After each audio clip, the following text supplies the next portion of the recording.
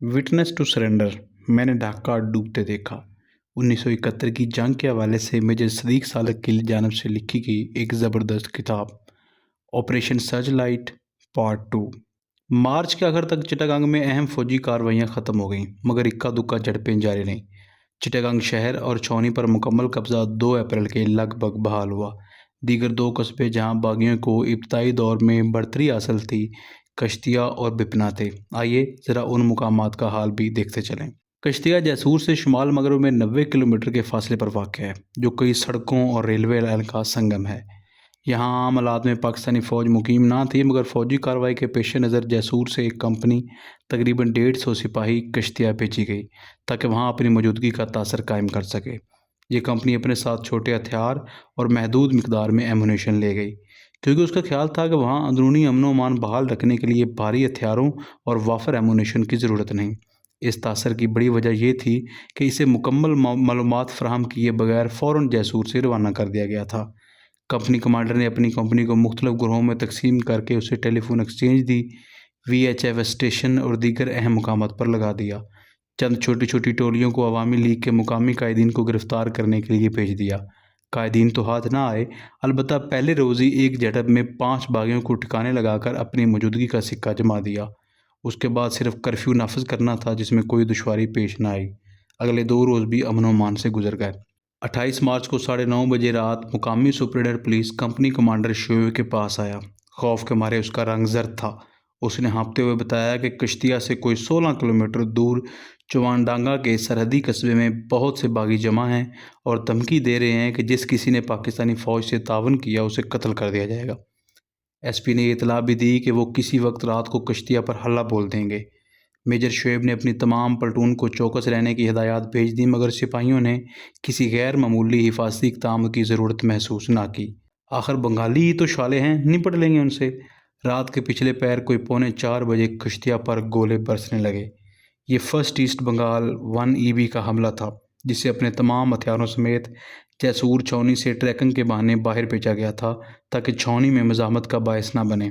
1EB के साथ भारतीय सिक्योरिटी फोर्स BSF के सिपाही भी मिल गए। बाद में पाकिस्तानी फ़ौज ने BSF के 4 सिपाही जैसूर के बाहर गिरफ्तार कर लिए थे। हमले का हदफ वो असला खाना था जिसे 3 रोज़ पहले पाकिस्तानी सिपाहियों ने पुलिस से छीनकर उस पर कब्ज़ा किया था। उस असला खाना से मुल्क एक जज का 6 मंजिला मकान था। बागी उस मकान की छत पर चढ़ गए और वहाँ से असला खाने में गोलियां बरसाना शुरू कर दी। हमारे सिपाही उसी इमारत में पड़े रहे, क्योंकि बाहर निकलने से ज़्यादा नुकसान उठाने का खतरा था। जब सूरज तुलू हुआ तो हमारे 5 सिपाही सहन में शहीद पड़े थे। 9 बजे तक शहीदों की तादाद 11 हो गई। आइंदा निसफ घंटे में मज़ीद 9 अफराद काम आए। प्लाटून में सिर्फ चंद सिपाही जान बचाकर कंपनी हेडक्वार्टर पहुँच सके। इस तबाही की 2 बड़ी वजह थीं, एक एमुनेशन की कमी और दूसरे हिफाजती इक़दामात से लापरवाही। हमारी दूसरी 2 चौकियाँ टेलीफोन एक्सचेंज और VHF स्टेशन में वाक़ थीं। उन पर भी बैक वक्त इतना शदीद हमला हुआ कि जोग्राफियाई कर्ब के बावजूद एक चौकी दूसरी चौकी की मदद को ना पहुँच सकी। खुद कंपनी हेडक्वार्टर मुर्दा खाने में तब्दील हो चुका था। वहाँ 11 फौजी एक जगह हलाक पड़े थे और 14 दूसरी जगह। वहाँ 60 अफराद में से 25 शहीद हो चुके थे। इस तबाही के पेश नज़र जैसूर ब्रिगेड हेडक्वार्टर में फौरी मदद के लिए पैगाम भेजा गया और बिला तख़ीर फ़ज़ाइया की इमदाद पर जोर दिया गया।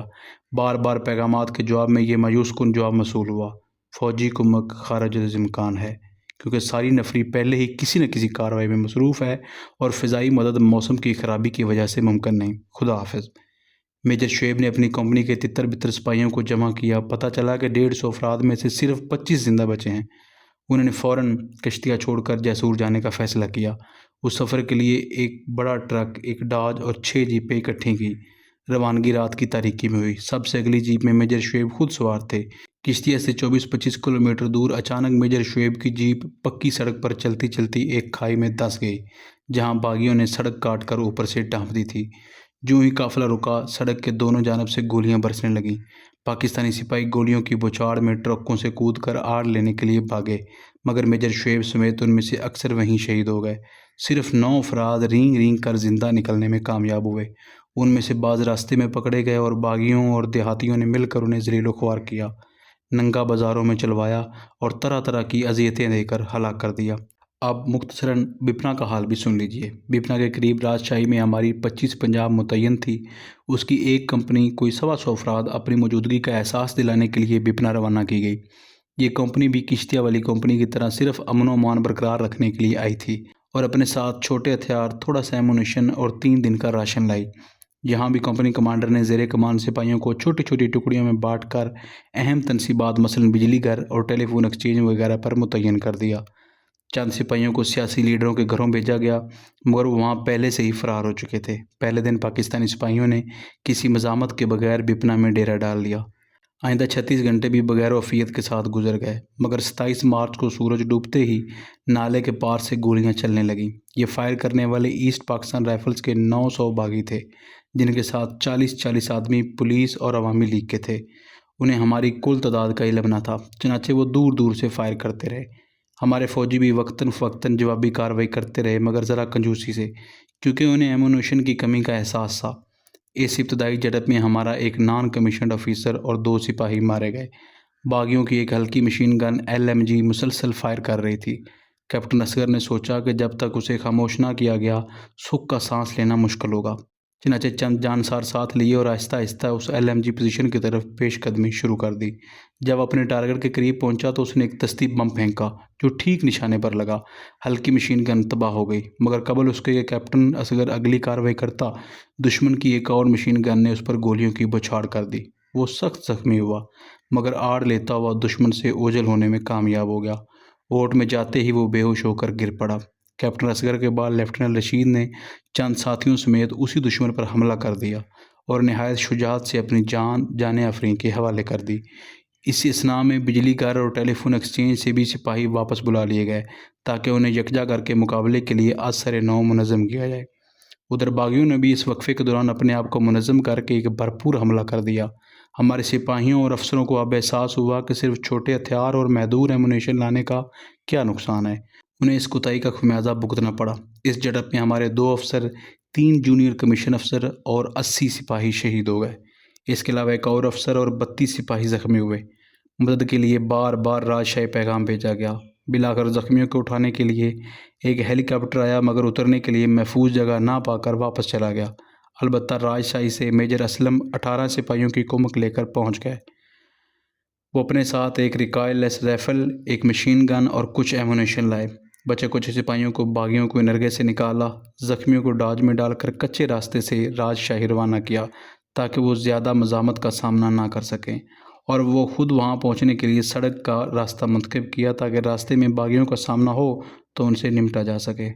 بپنا راجشاہی روڈ پر میجر اسلم کو شدید مزاحمت کا سامنا کرنا پڑا۔ انہوں نے اسے فرو کر کے آگے بڑھنے کی کوشش کی، مگر کامیابی حاصل نہ ہوئی۔ چنانچہ اپنے ساتھیوں سمیت سڑک چھوڑ کر دیہاتی راستوں سے راجشاہی کی طرف پیدل چلنا شروع کیا۔ جس گاؤں میں باغیوں کا سامنا کرنا پڑتا وہاں سے دوسرے راستے پر ہو لیتے۔ بالآخر جب وہ بھوکے پیاسے خاک چھانتے اور باغیوں سے نمٹتے 1 اپریل کو راجشاہی پہنچے تو ان میں سے صرف 18 آدمی زندہ تھے۔ میجر اسلم سمیت باقی سارے راستے میں شہید ہو چکے تھے۔ یہ تھی چٹاگانگ، کشتیہ اور بپنا کی مختصر رویداد جہاں ہمیں شدید مزاحمت اور بھاری نقصان سے دوچار ہونا پڑا۔ ان شہروں پر بالترتیب 2 اپریل اور 12 اپریل اور 10 اپریل کو حکومت پاکستان کا اقتدار بحال کیا گیا۔ اس کے علاوہ بعض دوسرے مقامات پر بھی مزاحمت ہوئی، مگر اس سے زیادہ جانی نقصان کے بغیر فرو کر لیا گیا۔ اس سارے المیہ کا المناک پہلو یہ ہے کہ باغیوں نے نہ صرف پاکستانی فوجیوں کو بے دردی سے قتل کیا بلکہ ان کے بال بچوں کو بھی سفاکانہ سلوک کا نشانہ بنایا۔ اس کتاب میں ان کی بربریت کے سارے قصے رقم کرنا ممکن نہیں، صرف ایک واقعہ نمونے کے طور پر درج کرتا ہوں۔ 2 ایسٹ بنگال ڈھاکہ کے شمال میں جو دیپ پور کے مقام پر تھی اس میں ساری نفری بنگالی تھی، البتہ چند افسر JCO اور NCO جن کا تعلق ٹیکنیکل شعبوں سے تھا مغربی پاکستان سے تعلق رکھتے تھے، مگر ان کی تعداد آٹے میں نمک کے برابر تھی۔ ان میں سے اکثر نے اپنی ملازمت کا بیشتر حصہ اسی پلٹن میں گزارا تھا اور وہ اپنے آپ کو اسی کنبے کے افراد سمجھتے تھے۔ 25 مارچ کی کارروائی کے پیش نظر جس طرح 1 ایسٹ بنگال کو ٹریننگ کے بہانے جیسور چھاؤنی سے باہر بھیج دیا گیا تھا، اسی طرح 2 ایسٹ بنگال کو بھی جودھو پور سے شمال کی طرف روانہ کیا گیا تاکہ وہ ڈھاکہ سے دور رہے۔ اس پلٹن کی ایک کمپنی غازی پور، تنگیل اور میمن سنگھ میں تھی، البتہ چوتھی کمپنی پیچھے ایک پرانے محل میں واقع ہیڈ کوارٹر میں تھی۔ اس پلٹن نے دوسری بنگالی پلٹنوں سے مواصلاتی رابطہ قائم کرنے کے بعد 27 مارچ کو بغاوت کر دی۔ بغاوت کے بعد پہلا کام یہ کیا کہ مغربی پاکستان سے تعلق رکھنے والے تمام افراد اور ان کے اہل خاندان کو قتل کر دیا۔ البتہ صوبیدار ایوب جدیب پور سے بچ نکلنے میں کامیاب ہو گیا۔ وہ بھاگا بھاگا ڈھاکہ پہنچا اور اس بربریت کی داستان سنائی۔ دہشت کے مارے اس کے ہونٹوں پر پپڑیاں جمی ہوئی تھیں اور ہونٹوں کے کناروں پر سفید جھاگ کے دھبے نظر آ رہے تھے۔ ہر کسی نے اسے تسلی دینے اور چائے پلانے کی کوشش کی، مگر اس نے کسی کی نہ سنی اور جلد از جلد مدد کی ضرورت پر زور دیا۔ ڈھاکہ چھاؤنی سے پنجاب ریجمنٹ کی ایک اور کمپنی فوراً جدیب پور روانہ ہو گئی۔ ہیڈ کوارٹر کے چند نوجوان افسر رضاکارانہ طور پر ساتھ ہو لیے۔ جب یہ لوگ وہاں پہنچے تو بیٹالین کا سارا علاقہ مقتل میں بدل چکا تھا۔ گندگی کے ایک ڈھیر پر 5 بچے ذبح ہوئے پڑے تھے۔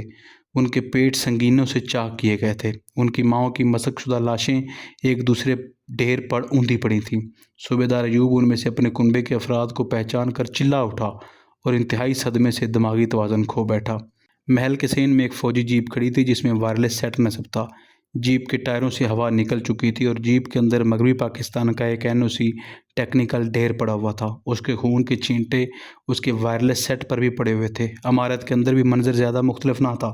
وہاں ایک غسل خانے میں چند خون آلود کپڑے ملے جو بعد کی تفتیش کے مطابق گجرانوالہ کے کیپٹن ریاض کے تھے۔ سپاہیوں کے رہائشی ہیڈ کوارٹر میں ایک نوجوان عورت پھٹے کپڑوں سمیت مردہ پڑی تھی اور اس کا شیرخوار بچہ اس کی چھاتیوں سے لپٹ کر بلک رہا تھا۔ ایک اور کوارٹر میں 4 سالہ بچی گٹھڑی بنی بیٹھی تھی۔ وہ فوجیوں کو دیکھتے ہی چلا اٹھی، مجھے نہ مارو، مجھے نہ مارو، میرے ابو کو آ لینے دو۔ اسے کیا معلوم تھا کہ اس کے ابو اب کبھی نہیں آئیں گے۔ چند ماہ بعد chief of army staff general Abdul Hamid نے مجھ سے ڈھاکہ ایئرپورٹ کی VIP لانج میں باتیں کرتے ہوئے اس تمام قتل و غارت کی ذمہ داری لیفٹیننٹ جنرل صاحبزادہ یعقوب پر عائد کی اور کہا، یعقوب نے مارچ کے آغاز میں مغربی پاکستان سے فوجیوں کی آمد کی مخالفت کی تھی۔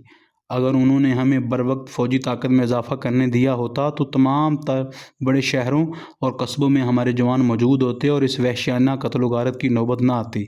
میں یہ دلیل سن کر خاموش رہا، کیونکہ مجھے معلوم تھا کہ جنرل یعقوب نے 1 مارچ کو فوجیوں کی آمد کس بنا پر روکی تھی۔ کہیں قتل و غارت کے بعد اور کہیں اس کے بغیر پاکستانی فوج نے چند بڑے بڑے شہروں کو باغیوں کو نرغے سے نکال لیا۔ اس کے بعد مضافات کی طرف توجہ دی گئی اور مختلف فوجی دستے مختلف اطراف روانہ کیے گئے۔ ایک دستے کے ساتھ مجھے بھی جانے کا اتفاق ہوا، جس کا آنکھوں دیکھا حال آپ کو سناتا ہوں۔ اس سے آپ کو بخوبی اندازہ ہو جائے گا کہ ان دستوں میں اپنا کام کیسے انجام دیا۔ اس ایک واقعے کو تمام واقعات کا نمونہ تو قرار نہیں دیا جا سکتا، مگر اس سے طریقہ کار اور ذہنی رویے کی نشاندہی ضرور ہوتی ہے۔ یہ فوجی دستہ ایک پلٹن تقریباً 600 افراد پر مشتمل تھا، جس کی 2 کمپنیاں ٹرکوں پر سوار تھیں، جن کے آگے اور اطراف پر ہلکی اور بھاری مشین گنیں نصب تھیں۔ باقی 2 کمپنیاں سڑک کے دونوں جانب کوئی 500 میٹر تک پھیلی ہوئی تھیں۔ وہ تمام انسانی اور غیر انسانی مدافعت کا مقابلہ کرنے کے لیے پوری طرح لیس تھی۔ پیدل فوج کے پیچھے پیچھے توپ خانہ تھا، جس کی 2 بڑی توپیں وقفوں کے بعد 2 گولے سامنے کی طرف فائر کرتی تھیں تاکہ باغی توپوں کی گھن گرج سن کر پسپا ہوتے جائیں۔ سپاہی اتنے حساس تھے کہ ذرا سے شعبے پر گولی چلا دیتے تھے۔ چلتے چلتے اگر کسی مکان یا درختوں کے جھنڈ سے ذرا سی جنبش ہوتی تو اس کا جواب ہلکی مشین گن کے ایک برس سے دیا جاتا۔ مجھے یاد ہے ایک موقع پر ایک جھنڈ میں سرسراہٹ ہوئی۔ ایک سپاہی نے فوراً گولی داغ دی۔ چند لمحے بعد آگ کی تپش سے بانس کی لکڑی تڑاک سے پھٹ گئی۔ ہر ایک نے یہی قیاس کیا کہ کسی شر پسند نے جوابی فائر کیا ہے، چنانچہ سارا قافلہ روک کر اس جھنڈ کی تلاشی لی گئی۔ چند سپاہی جھنڈ سے باہر سنگینے تانے مستعد کھڑے رہے کہ باغی نکلا تو اس کو ہلاک کر دیں گے۔ اس میں 15 منٹ ضائع ہو گئے۔ ڈھاکہ سے تنگیل جاتے ہوئے راستے میں ایک چھوٹا سا قصبہ پڑتا تھا جس کا نام کرایا ہے، جو گنجان درختوں سے گھرا ہے۔ اس کے ایک طرف نالہ ہے جو ہر وقت پانی سے بھرا رہتا ہے۔ سڑک کے کنارے ایک پیٹرول پمپ اور ایک چھوٹا سا بازار تھا۔ تمام دکانیں بند تھیں۔ قصبہ بالکل اجاڑ پڑا تھا۔ حکم ملنے پر بازار میں پڑے ہوئے مٹی کے تیل کے ڈرم نظر آتش کر دیے گئے اور دکانوں کو آگ لگا دی گئی۔ دیکھتے ہی دیکھتے آگ دوسرے مکانوں تک بھی پھیل گئی اور دھواں سبز ٹہنیوں سے بلند ہونے لگا۔ فوجی دستہ اس کے آخری حشر کا انتظار کیے بغیر روانہ ہو گیا۔ جب ہم قصبے کی دوسری جانب پہنچے تو میری نظر ایک سیاہ میمنے پر پڑی جو کھونٹے سے بندہ آتش زدہ آستان سے بھاگنے کے لیے بےتاب تھا۔ جوں جوں وہ آزاد ہونے کے لیے کھونٹے کے گرد چکر لگاتا، اس کے گلے کا رسہ اتنا ہی تنگ ہو جاتا، حتیٰ کہ وہ چکر کھا کھا کر وہیں گر گیا۔ شعلے اس کے قریب پہنچ چکے تھے۔ چند کلومیٹر آگے بڑھے تو سڑک کے بائیں جانب انگریزی حروف V کی شکل کی 2 خندقیں نظر آئیں۔ وہ بالکل تازہ دکھائی دیتی تھیں، جیسے انہیں کوئی ابھی چھوڑ کر گیا ہو۔ غالباً کچھ دیر پہلے یہاں تک باغی تھے جو توپوں کی گھن گرج سن کر بھاگ گئے تھے، مگر کدھر؟ اس کی اطلاع دینے کے لیے کوئی شخص موجود نہ تھا۔ اس جگہ کو کھنگالے بغیر آگے بڑھنا خطرے سے خالی نہ تھا۔ چنانچہ سپاہیوں کو حکم ہوا کہ وہ سڑک کے دونوں جانب سارے علاقے کی تلاشی لیں۔ میں نکما کھڑا رہ گیا۔ اس فراغت میں گارے کی بنی ہوئی کھلی چومپڑی میں گھس گیا تاکہ طرز رہائش دیکھ سکوں۔ اس میں 2 کمرے تھے، ایک بڑا اور ایک چھوٹا۔ چھوٹا کمرہ اسٹور کے طور پر استعمال ہوتا تھا اور بڑا کمرہ رہنے کے لیے۔ بڑے کمرے میں مٹی کا خوبصورت لیپ کیا گیا تھا اور سامنے کی دیوار پر 2 بچوں کی فریم شدہ تصویر لٹک رہی تھی۔ یہ دونوں بھائی معلوم ہوتے تھے۔ کمرے کے درمیان ایک چارپائی اور ایک کھجور کی بنی ہوئی چٹائی بچھی تھی۔ چٹائی کے اوپر ابلے ہوئے چاولوں کا ایک پیالہ تھا جس میں ننھے ننھے ہاتھوں کی انگلیوں کے نشان صاف نظر آ رہے تھے۔ وہ نوالا چھوڑ کر کیوں چلے گئے؟ کہاں چلے گئے؟ ایک موٹی سی گالی نے مجھے میرے خیالات سے چکا دیا۔ سپاہیوں نے ایک بڈھے کو تلاش کر کے اسے پوچھ گچھ شروع کر دی تھی۔ وہ باغیوں کے متعلق کچھ نہیں اگلتا تھا۔ سپاہی اسے عدم تعاون کی سزا کے طور پر جان سے مار دینے کی دھمکی دے رہے تھے۔ میں بھی اس کے پاس چلا گیا اور سپاہیوں کو چپ کرایا۔ بنگالی بابا ہڈیوں کا ڈھانچہ تھا جس کے جسم پر واحد چھیتڑا اس کا سطر ڈھانپے ہوئے تھا۔ اس کی سیاہ جلد سالہ سال کی دھوپ میں اور سیاہ ہو گئی تھی اور اس کی داڑھی سیاہ سے سفید ہو چکی تھی۔ میں نے اوپر سے نیچے تک اس پر نگاہ ڈالی۔ میری نظر اس کے گرد آلود پاؤں کی طرف سوجی ہوئی رگوں پر آ کر رک گئی۔ مجھے وہ کسی طور پر شرپسند یا شرپسندوں کا حامی نظر نہ آیا۔ میرے ہمدردانہ رویے سے ہمت پا کر وہ پھوٹ پھوٹ کر کہنے لگا، تھوڑی دیر پہلے وہ شرپسند یہاں تھے۔ وہ کہتے تھے اگر تم نے ہمارے متعلق کسی کو بتایا تو گولی مار دیں گے۔ اب یہ پاکستانی آئے ہیں، کہتے ہیں اگر ان کے متعلق نہ بتایا تو گولی مار دیں گے۔ میں کیا کروں؟ میں کدھر جاؤں؟ ترس کھا کر بڑے میاں کو چھوڑ دیا گیا اور قافلہ آگے بڑھا اور چلتے چلتے شام تنگیل پہنچ گیا جہاں سرکٹ ہاؤس پر بنگلہ دیش کا پرچم لہرا رہا تھا۔ پاکستانی فوجیوں نے جا کر وہ پرچم اتارا، اس کی جگہ پاکستان کا جھنڈا لہرا دیا۔ دونوں توپوں نے بریگیڈیئر صاحب کے حکم پر 2 گولے مغربی جانب سنتوش مولانا باشانی کی جائے رہائش کی طرف فائر کیے تاکہ ان سب کو پتہ چل جائے کہ ہم پہنچ چکے ہیں۔ فوجی دستے نے دن بھر کی مسافت کے بعد رات تنگیل میں گزارنے کا فیصلہ کیا اور میں بریگیڈیئر صاحب کے ساتھ ہیلی کاپٹر میں واپس ڈھاکہ چلا آیا۔ ایسی کارروائیوں سے باغی بڑی سڑکوں سے ہٹ کر یا تو دیہی علاقوں میں چلے گئے یا پسپا ہوتے ہوتے سرحد پار کر کے ہندوستان میں چلے گئے۔ ان کے تعاقب یا سرکوبی کا دار و مدار دستیاب وسائل یا فوجی نفری پر تھا۔ جب تک وسائل محدود تھے صرف شاہراہوں کو صاف کیا گیا، مگر جب کمک پہنچی تو کارروائی کا دائرہ کار بھی وسیع کر دیا گیا۔ جیسا کہ اوپر ذکر آیا ہے 25 مارچ تک مشرقی پاکستان میں متعین فوجی صرف 14 ڈویژن پر مشتمل تھی، لیکن 26 مارچ سے 2 اپریل تک مزید نفری مغربی پاکستان سے پہنچی۔ اس میں 2 ڈویژنل ہیڈ کوارٹر، 9 ڈویژن اور 12 division, 5 brigade headquarters, 1 command battalion اور 12 انفینٹری بٹالین پیدل پلٹنیں شامل تھیں۔ یہ سب اپنے بھاری ہتھیار، توپیں وغیرہ مغربی پاکستان میں ہی چھوڑ آئے تھے کیونکہ انہیں چند شرپسندوں کی سرکوبی کرنا تھی، کوئی باقاعدہ جنگ تھوڑی لڑنا تھی۔ اس کے علاوہ 3 پیادہ پلٹنیں اور 2 مارٹر بیٹریاں ہلکی توپیں بالترتیب 24 اپریل اور 2 مئی کو مشرقی پاکستان پہنچیں۔ نیم فوجی لشکر جو ایسٹ پاکستان رائفلز کی جگہ لینے کے لیے 1 اور 2 اپریل کے درمیان پہنچا، اس میں asset Pakistan civil arm forces, مغربی پاکستان رینجر اور شمال مغربی سرحدی صوبے کے اسکاؤٹ شامل تھے۔ جتنی نفری آتی گئی اسے آپریشن سرچ لائٹ کی تکمیل پر لگا دیا گیا۔ یہ آپریشن جو 25 مارچ کی رات کو شروع ہوا اس کے باضابطہ اختتام کا کبھی اعلان نہیں کیا گیا، مگر وسط مئی میں بڑے شہروں اور قصبوں کو عملاً زیر اثر لینے کے بعد یہی سمجھا گیا کہ اس کے مقاصد حاصل ہو گئے ہیں۔ مذکورہ بالا واقعات کے دوران کل کتنے آدمی مارے گئے، ان میں کتنے بنگالی اور کتنے غیر بنگالی تھے، مجھے افسوس ہے میں یہ اعداد و شمار اکٹھے نہ کر سکا۔ میرا ذاتی خیال یہ ہے کہ ہلاک ہونے والے بنگالیوں کی تعداد زیادہ سے زیادہ 4 ہندسوں میں ہوگی۔ اگر غیر ملکی ذرائع ابلاغ عامہ میں یہ اعداد و شمار بڑھا چڑھا کر بیان کیے ہیں تو اس کی ایک وجہ یہ ہے کہ انہیں راولپنڈی میں بیٹھے ہوئے ارباب عقل و دانش نے 26 مارچ کو مشرقی پاکستان سے نکل جانے کا حکم دیا تھا۔ ان میں سے اکثر صحافی کلکتہ جا کر بیٹھ گئے جہاں وہ سیاحوں کی غیر مصدقہ خبروں اور بھارتی حلقوں کے تخمینوں پر انحصار کرنے لگے۔